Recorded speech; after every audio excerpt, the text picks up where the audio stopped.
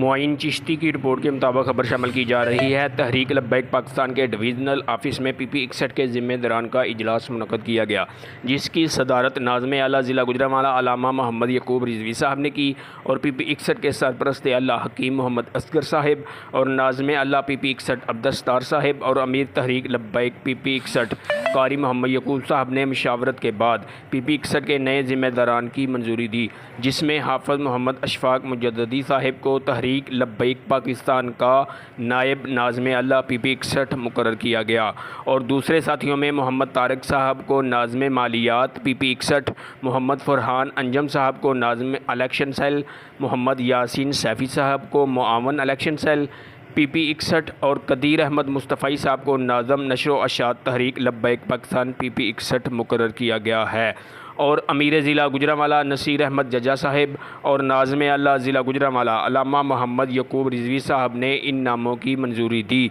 और नोटिफिकेशन जारी कर दिया गया और बाद में सरपरस्त आला PP61 हकीम मोहम्मद असगर नक्शबंदी साहिब और अमीर PP61 कारी मोहम्मद यकूब साहिब और नाज़िम आला PP61 अब्दुस्तार साहिब ने हाफ़िज़ मोहम्मद अशफाक साहब को नायब नाज़िम आला PP61 का ओहदा कबूल करने पर फूलों का गुलदस्ता पेश किया और इस्तकामत की दुआ दी। कैमरामैन अली भट्ट के साथ मुआइन चिश्ती, न्यूज़ 4 गुजरांवाला।